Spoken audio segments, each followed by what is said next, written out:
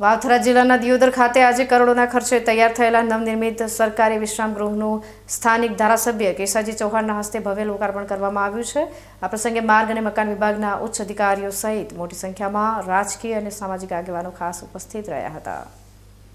ગુજરાત સરકારના માર્ગ અને મકાન વિભાગ દ્વારા દિયોદર શહેરમાં અત્યાધુનિક સુવિધાઓથી સજ્જ એવું નવું વિશ્રામગૃહ તૈયાર કરવામાં આવ્યું છે। અંદાજે 4.36 કરોડ રૂપિયાના માતબ્બર ખર્ચે વિશાળ જગ્યામાં આ આખું બિલ્ડિંગ ઊભું કરવામાં આવ્યું છે, જેનો સીધો લાભ સ્થાનિકો અને બહારથી આવતા લોકોને મળશે। આજે યોજાયેલા એક ભવ્ય કાર્યક્રમમાં દિયોદરના લોકપ્રિય ધારાસભ્ય કેશાજી ચૌહાણે રિબીન કાપીને અને તકતીનું અનાવરણ કરીને આ નવનિર્મિત સર્કિટ હાઉસને જાહેર જનતા માટે ખુલ્લું મૂક્યું હતું।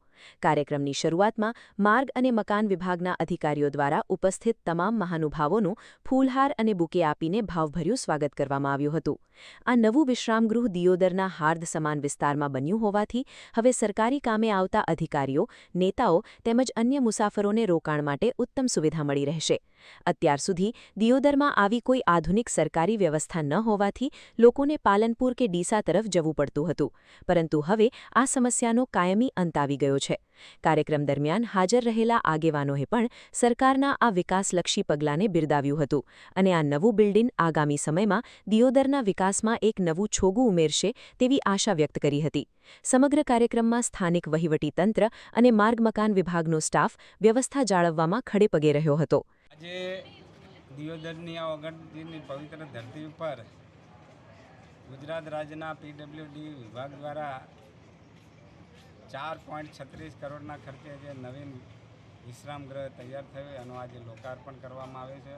આ પ્રસંગે હું આ વિસ્તારની જનતાને સૌને મારા તરફથી ખૂબ શુભેચ્છાઓ પાઠવું છું અને આ વિશ્રામ ગૃહ એ આ વિસ્તારમાં વિકાસને ઓર ગતિ આપશે। અહીં બેસી અને વિવિધ પ્રજાના પ્રશ્નોનું નિરાકરણ થશે, એની સાથે સાથે વિવિધ આયોજનો પણ આ જગ્યાએથી બેસીને થશે। એટલે આ વિશ્રામ ગૃહ એ દિયોદર વિસ્તારની અંદર વિકાસને ખૂબ ગતિ આપશે એવી મને સંપૂર્ણ વિશ્વાસ છે।